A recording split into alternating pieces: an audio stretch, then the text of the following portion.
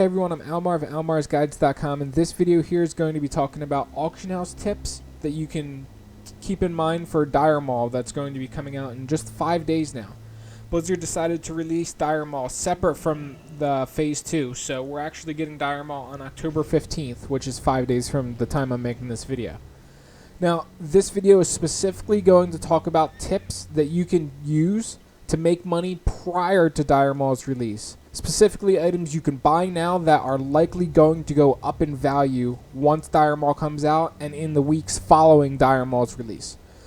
Don't check, like, if you take these tips and Dire Maul comes out and then that day you check the auction house and you're like, WTF, nothing went up in price. That's expected. Wait a few days. People need to actually start running the instance, getting the loot from the instance. Like, for example, if you want to buy Enchanting Mats and you expect them to go up in price because everybody's going to be getting new gear and everybody's going to be enchanting that new gear when they get it, you need to wait for them to get the gear in order to enchant it, which is going to take a few days. And, you know, it's going to trickle in too. A few people are going to get it on the first day, then a few people on the next day, then a few people, and they're going to decide to enchant it all at different times and stuff like that. So don't just use these tips, expect them to cash out immediately after Dire Maul releases. It'll be in the following weeks when you'll make the most money. The first and most important thing is Enchanting Mats, which I've already covered. Not only are they used in upgrading enchants for the gear, but the Warlock and Paladin mounts also use large brilliant shards, as well as the Librams that are going to be added in Dire Maul, which are right here. Arcanum of Rapidity, Arcanum of Focus, and the Arcanum of Protection. All three of those are going to be extremely sought after for the rest of Classic WoW. And they all use large brilliant shards to craft. One uses 2, the Rapidity uses 2 large brilliants, Focus uses 4, and Arcanum of Protection uses 2. Now, as you can see, this is my talking points. The next thing, here's the main 4 things that you can buy now that are probably going to go up in price once Dire Maul comes out, which is Rugged Leather. That's not only used in the Ogre Tannin suit, but it's also used in many, many, many different patterns that drop within Dire Maul, specifically Hide of the Wild, which is one of the best in slots until I think AQ40. Essence of Water, because it's also used in Hide of the Wild. Living Essence, because it's also used in Hive of the Wild. Hide of the Wild, rather, not Hive. Living Essences are probably pretty cheap on your server right now. They're like 1-2 gold on my server, and they'll probably go up to like 4 to 8 gold when people start wanting to craft Hide of the Wild. Larval Acid, that's another item. It actually drops in Eastern Plaguelands. You might have gotten a few while leveling up. It has a very high vendor price, so you might have actually sold it to vendor.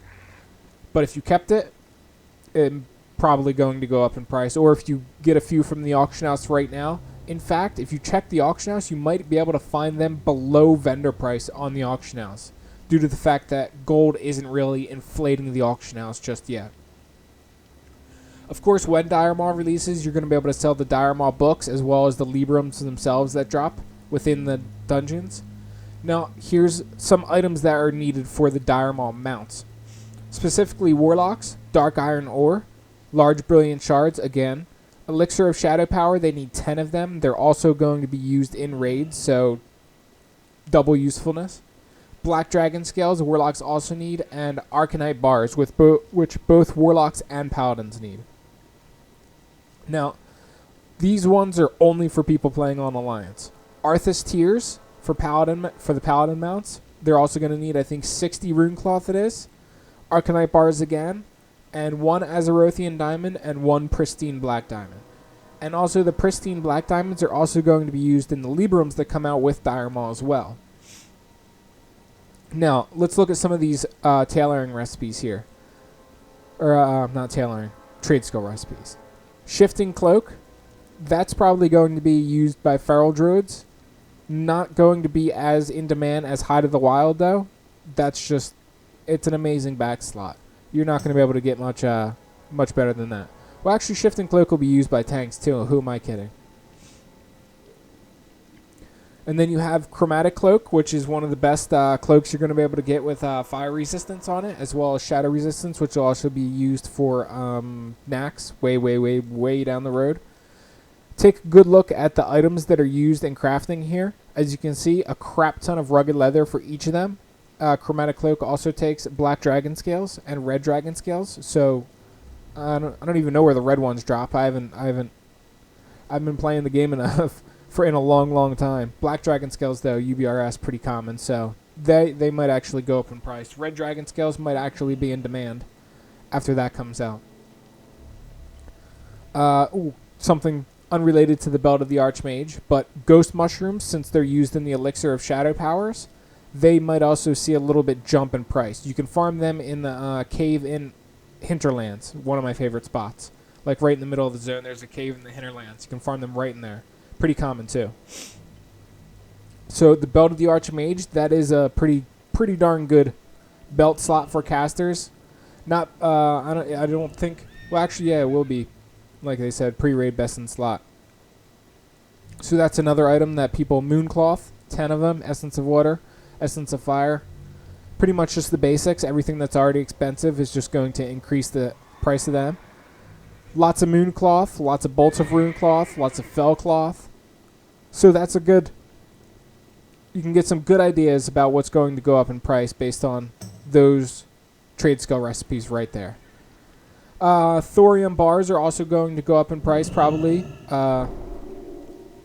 due to the fact that it's also adding some blacksmithing recipes. Also, the large C4ium charge that engineers have to make in order to blow up the door, probably going to be used by some people. Frost oils, which are also used in the Dire Maul tribute runs in order to on the traps, so they'll probably go up in price a little bit as well. They're also used in a Badlands quest too. But that pretty much covers everything. Those are all of the items that I expect to go up in price or change in price when Dire Maul comes out. Here's one last look at my spreadsheet. Or not my spreadsheet, but rather my talking points. You can pause the video and take a look at those. These are all the items that might be a good idea to check prices now. If they're really low, purchase them and wait to sell them once Dire Maul releases. And that's pretty much it, guys. I'll see you all in the next video.